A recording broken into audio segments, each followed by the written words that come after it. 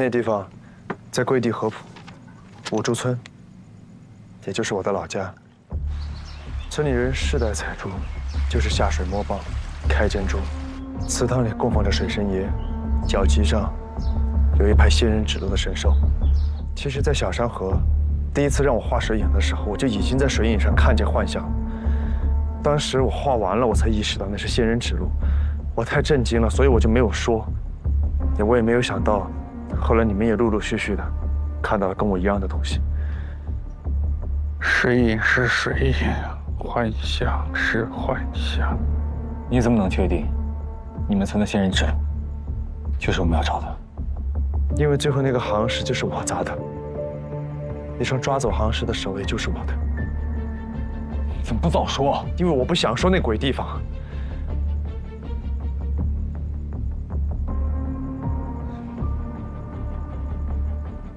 五竹村有地方就好办了，我搜一下。那村子太小，地图上搜不到的。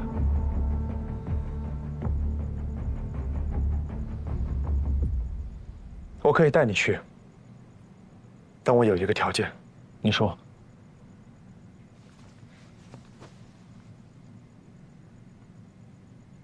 保证我的安全。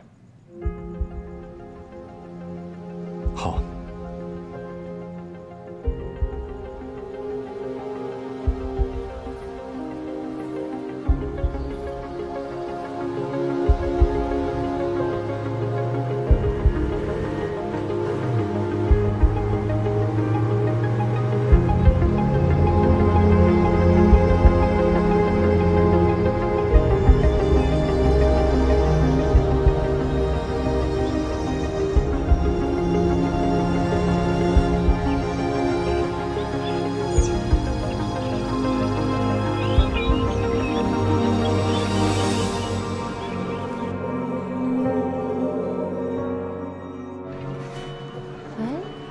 那事儿哥没来，123没来，啊？就我伺候您，啊，受委屈啊啊！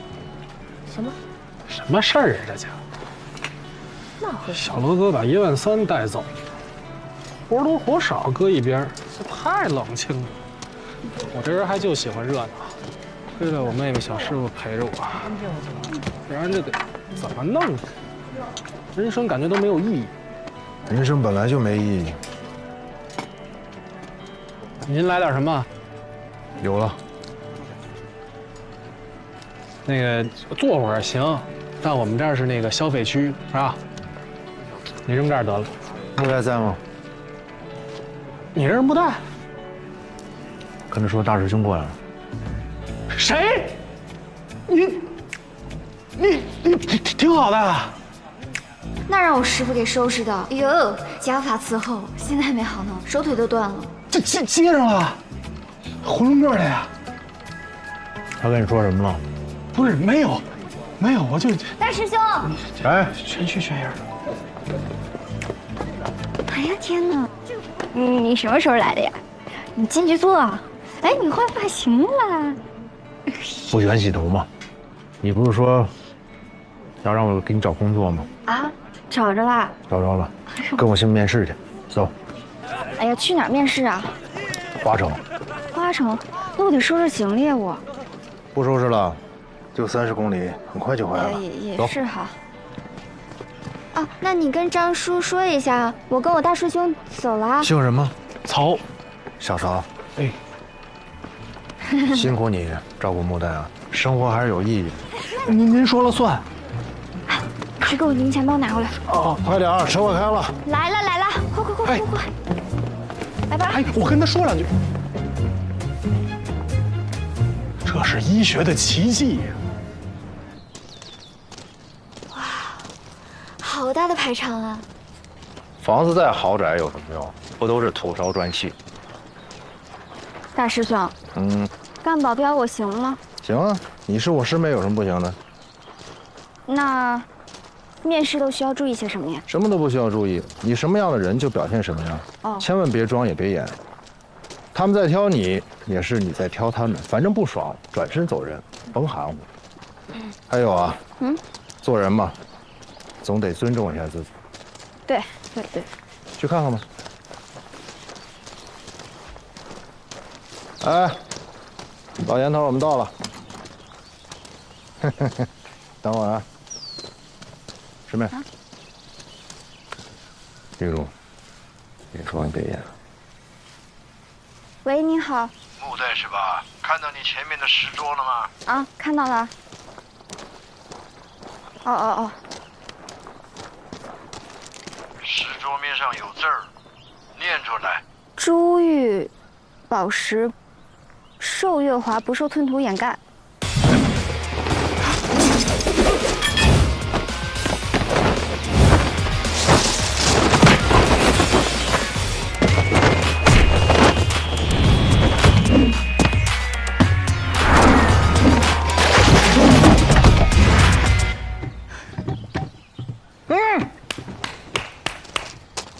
打得漂亮！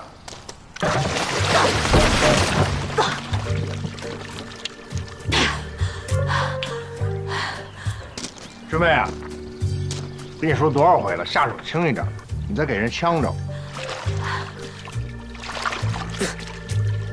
你好。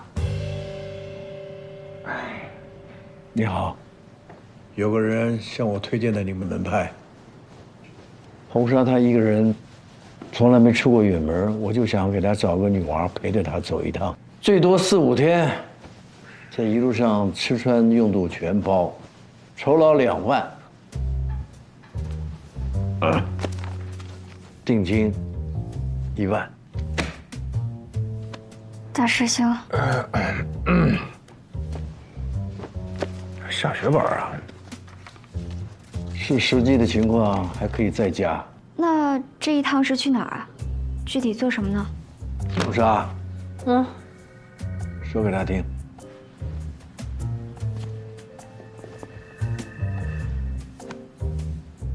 我们家是采宝的，听没听过？这宝呢，指的就是珠宝玉石，这些都是无价之宝。那无价之宝我们能采吗？你这人怎么一点耐心都没有啊？想开采矿藏里的宝石，也都用设备的，那么费劲的东西，我们是不采的。还记不记得石桌上那句话？什么呀？不受寸土掩盖。珠宝玉石，受月华，不受寸土掩盖。我们只采这种不受寸土掩盖的。那不受寸土掩盖还等着你去取啊？那早被人扒拉走了。外行就是外行哈，你们是不是都以为珠宝玉石是不灵不灵自己堆那的吧？人家外头要么裹石壳，要么裹土皮，我们普通人当然看不出来了。那得靠一双神眼，去辨别它们散发出的宝气，明白吗？我们采宝人不挖土，只下水和下井。下水呢是采珍珠玉石，下井就是采宝石。古书记载，宝石在井，上透碧空；珠在尘间，玉在郡。别讲那些灰色人听不懂的，告诉你吧，我们采宝的讲究的是练眼，靠着眼睛辨宝器、定方位，但这个法子太费眼睛了，所以练眼的人后半辈子都是半瞎子。我有个儿子，也就是红纱的二叔，他不肯练自家的本事，喜欢用自己的法子。前些日子去了桂地一带，说是去采宝。前2天我联系他，怎么样都联系不上。那电话是通的，就是没人接。查定位，就是在那一带。我心急啊，但是行动又不便，所以就请你带红纱去看看。桂地、高原湖一带，方便问一下具体位置在哪吗？合浦五竹村。这么巧。前方隧道被封，请绕路。前方隧道被封，请绕路。刘文三，前面的路好像不通啊。这种荒郊野岭导航出错是常有的事儿。你信我，这隧道出去10几20里就是五竹村，我可记得太清楚。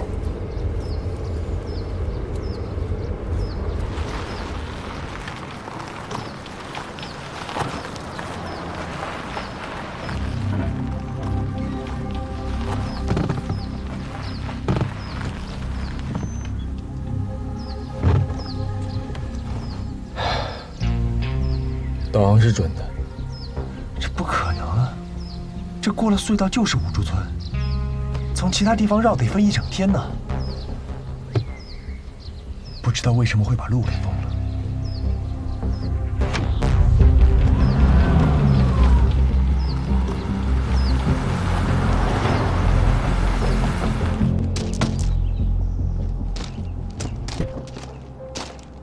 哎，我行李。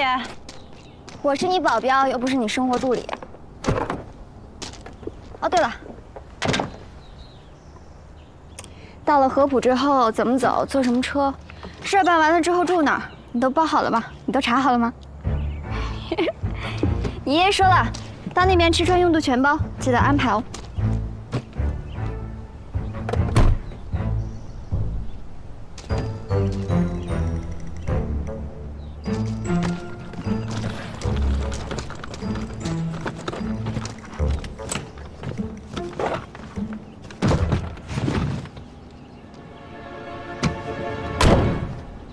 刚才我叫你过去，那边跳舞呢，可热闹了。我知道这个，我给你看，来，老板，哎，你听说过这附近有个五竹村吗？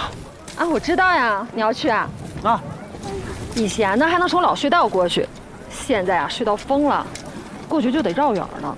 你们可以坐火车呀，火车到那边还有路走。那您知道他为什么好端端的隧道就封了呢？那边没人了呀，都空了。空了？啊。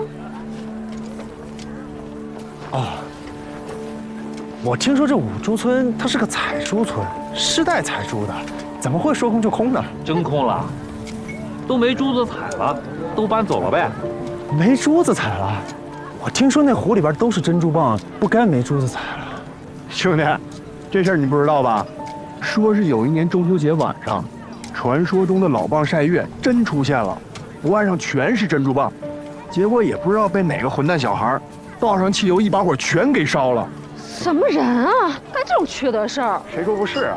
我听说啊，从那以后，这一带再也不产珠子了。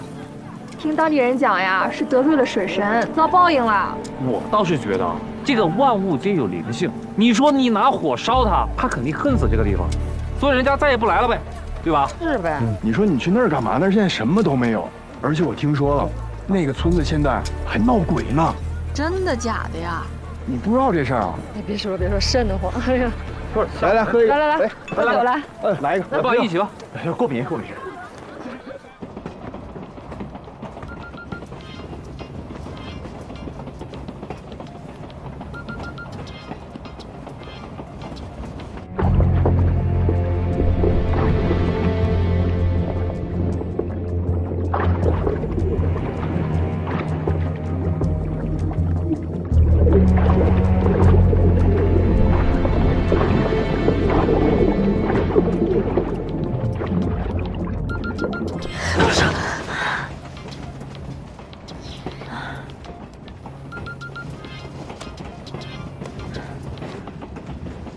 喂，二叔。喂，二叔，你听到我说话吗？喂。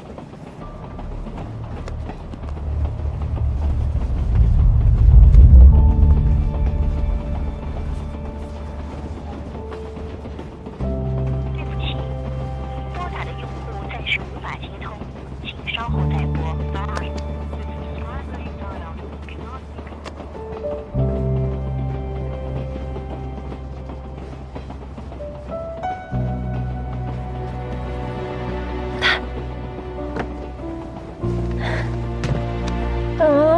醒醒，快醒醒，怎么了呀？哎呀，快起来！怎么了？出事了！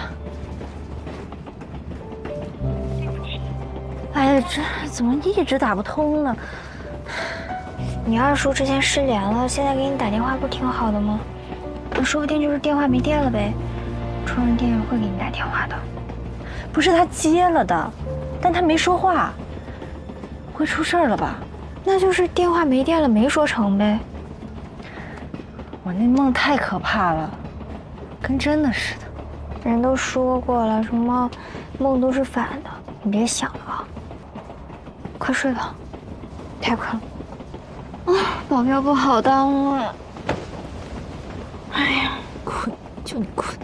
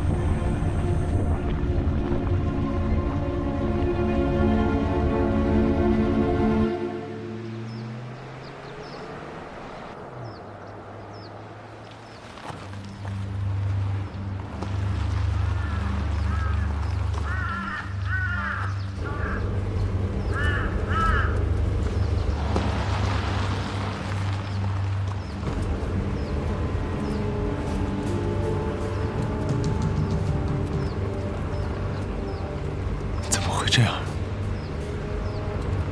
人呢？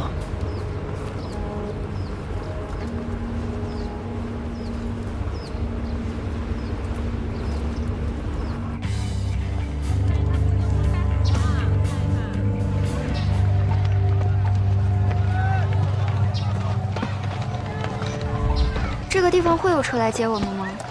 你放心，我都安排好了，人家是专业的。还保镖呢，一点都不注意观察生活。这里，哎，不是吗？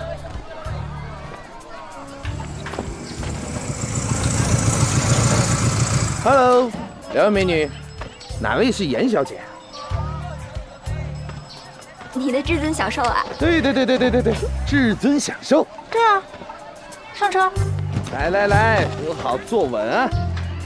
马上就要出发了。哎，我还有这个。走了。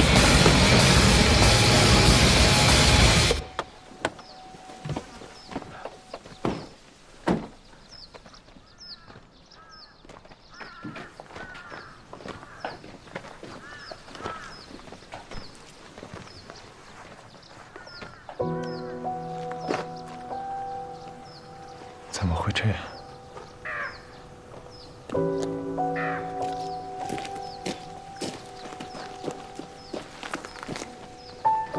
我家还在。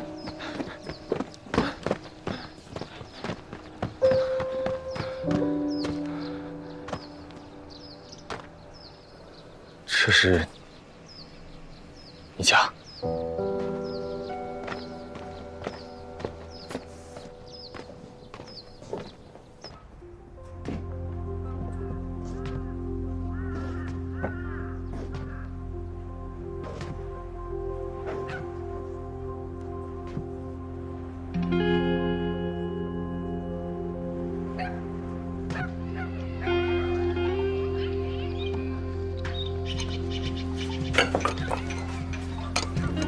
不是说等上头出划分方案吗？怎么又安排人去守护啊？组长想得远，他怕邻村的来偷猪，他们偷了，咱们得到的就少，那样分到每家每户的自然也少。江照上学就会少一块橡皮，少一支铅笔。你说对不对？我走了。哎，你慢点。我带着护身符呢，放心吧。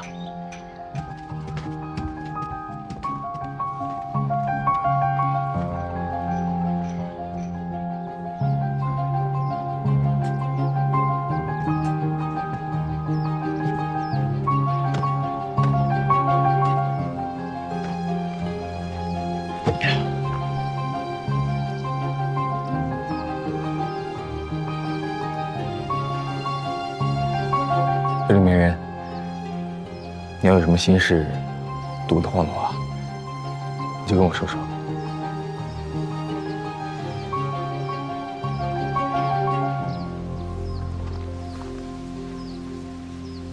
你知道，五珠村靠珍珠过日子，产出的水域就跟农田一样，也分肥瘦。有的产蚌多，有的产蚌少。谁都想分到产蚌多的那一片。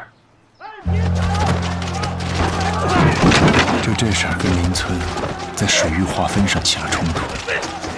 本来大家说好的，等上面出个方案，可邻村那帮混蛋就是要偷偷来采蚌，让事态失控。这是我们的地盘，滚回你们的地方去！滚！滚！滚！滚！滚！滚回去！滚！把他们都赶走！赶走！我爸就在这场混乱里面失足落水死了。可是采珠的人水性不是很好吗？是，谁知道呢？说不定这是突然掉水里抽筋了呢。人生总有意外，对吧？总之，连尸体也没有找到。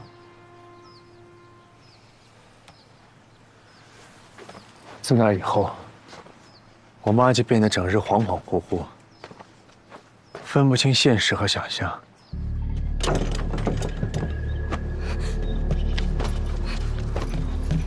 妈，你干什么？我找你爸去。妈，外面风太大了，不能去。妈，你听见了吗？你爸喊我帮忙呢，他在采珠，珠子太多拽不过来，我得赶紧过去。妈，不能去，风太大了。妈，妈，你自己看。妈。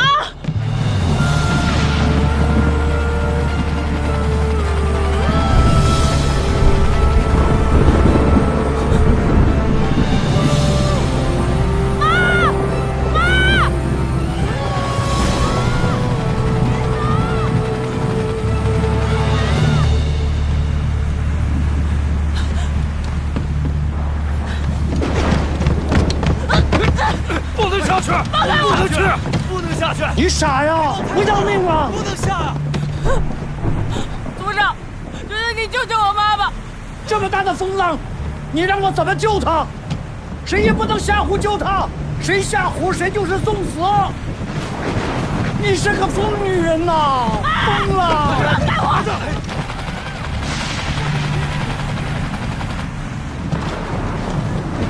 放开我！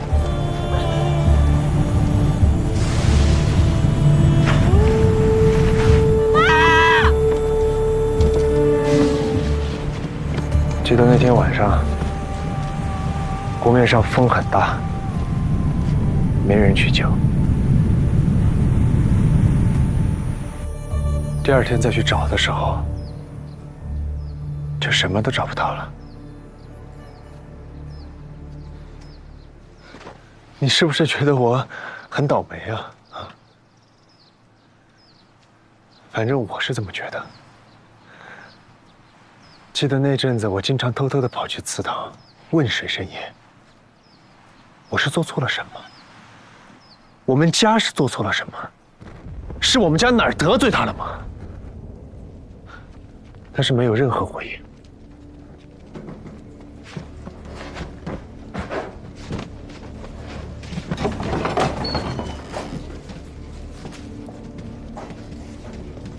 把门关上。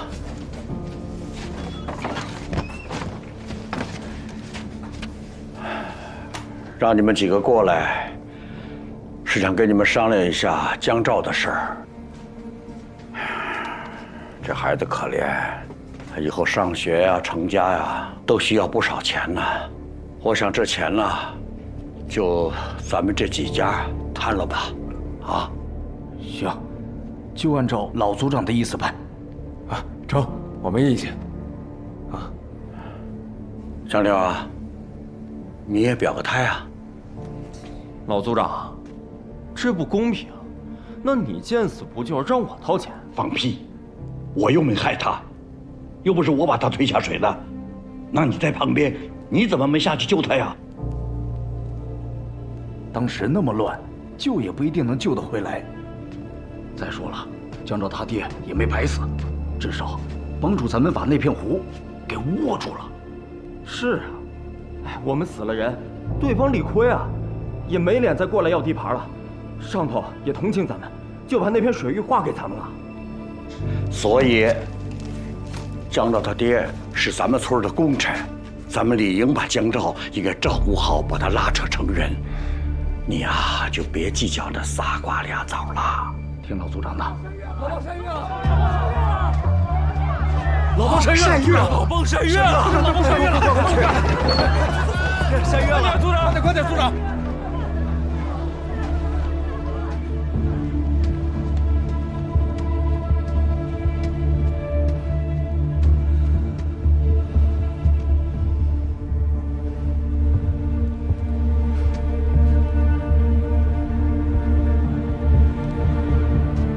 去你的晒月！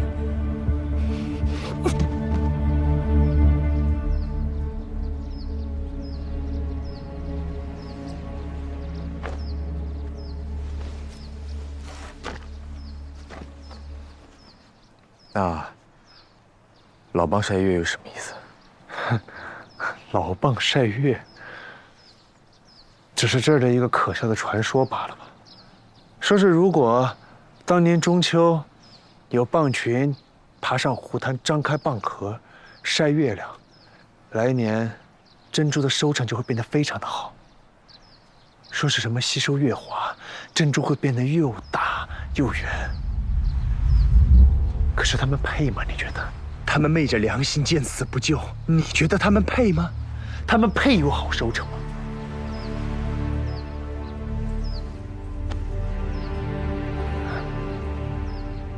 然后呢？然后我就提着柴油，烧了蚌群，进祠堂上房揭瓦，砸了行室，然后这一走了之啊。后来就再也没有跟人提起过这回事儿。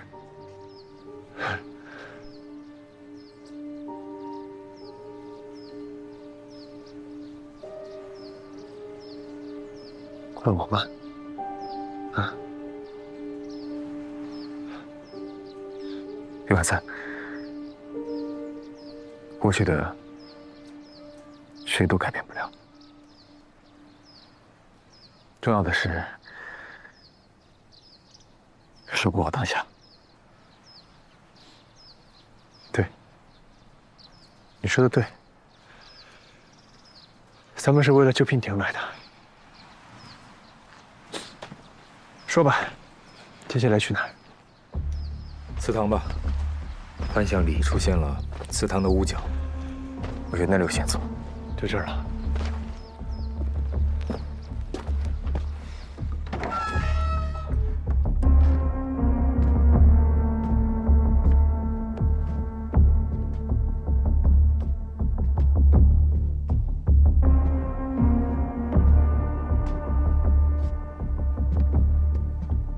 这里有人定期打扫，不然不会这么干净。是啊，我也发现了。难道这时不时还有人回村来打扫祠堂？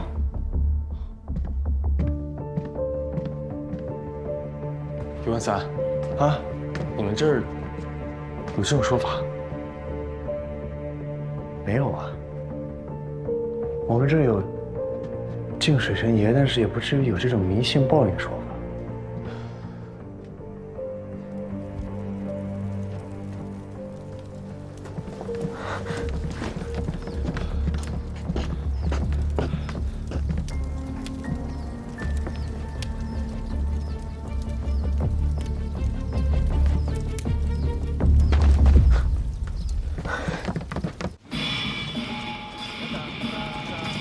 哎，到了。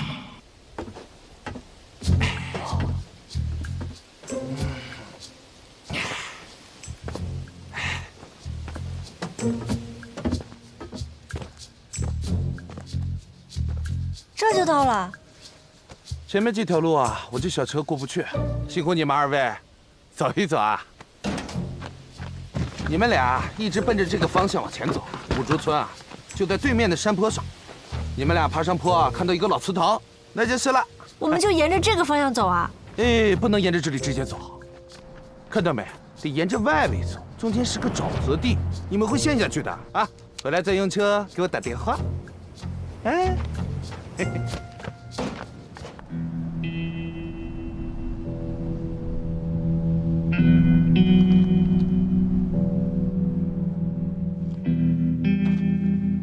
哎，你往那边走干嘛？湖中心不就在那儿吗？那边有沼泽，会陷进去的。你干嘛去啊？直接往这儿走不就行了？你非得绕一圈，你累不累？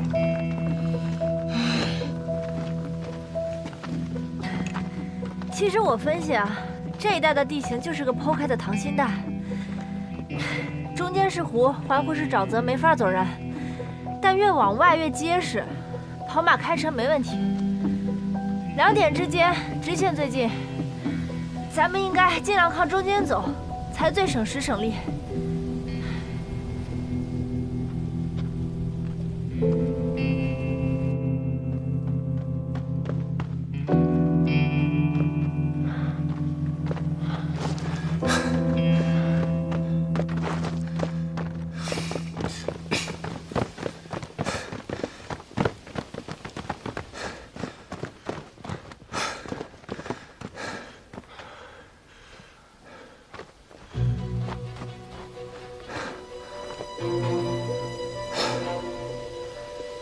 蝴蝶，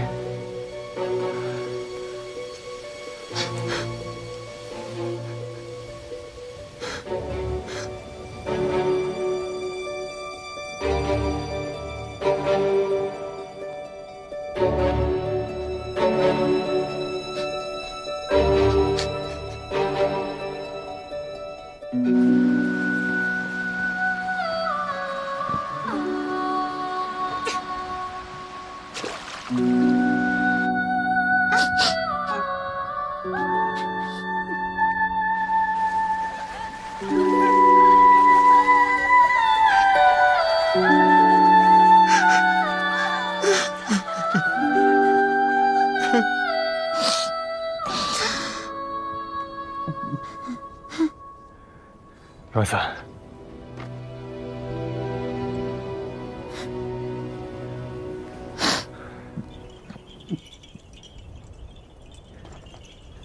什么声音？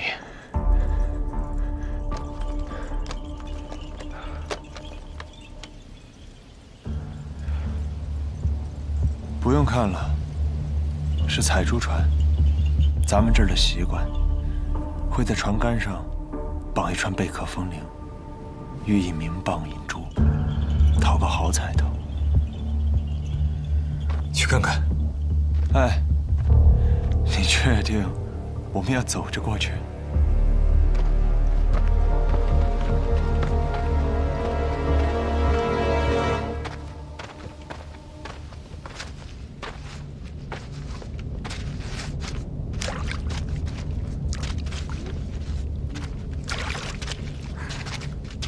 你选这路选的也太好了。瞧，怎么了？你做保镖这点苦都吃不了？你自己看，前面是不是很近了？你自己看。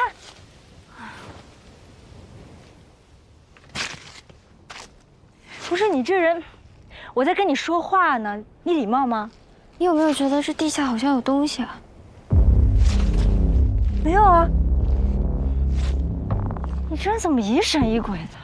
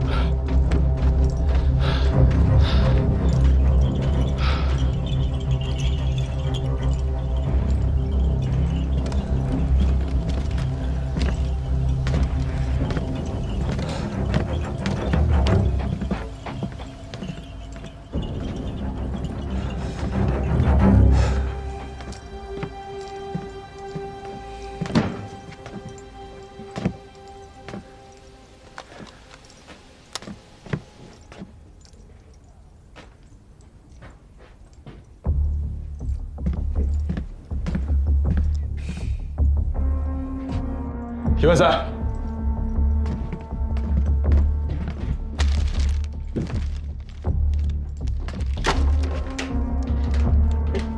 生产日期是对劲的。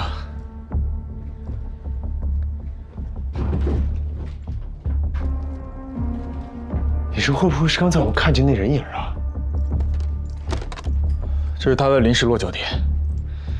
可他为什么不住在村子里，反而要住在废船里呢？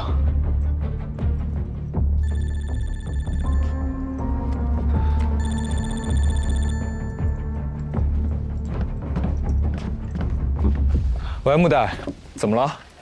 喂，路人，你在五洲村吗？我在啊，怎么了？路人，我也在五洲村。你也在五洲村？木代，我陷进去了。木代，木代，木代，怎么了？喂，木代，我被夹住了。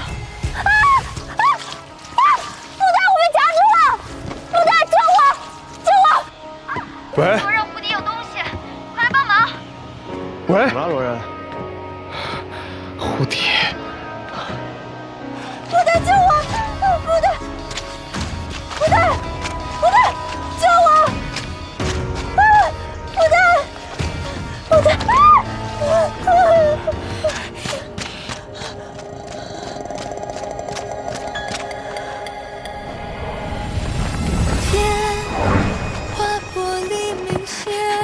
没事吧？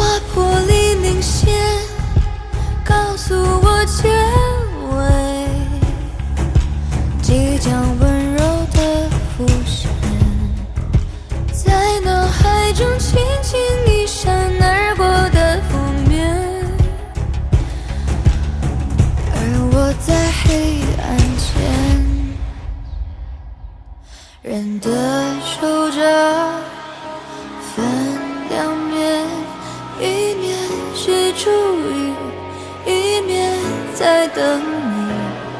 这场游戏始终没结局，带着走过的痕迹。你换作是我，默契我没提。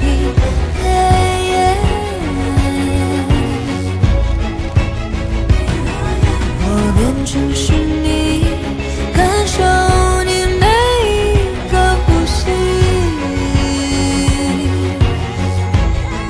然后继续坚信天划破黎明前。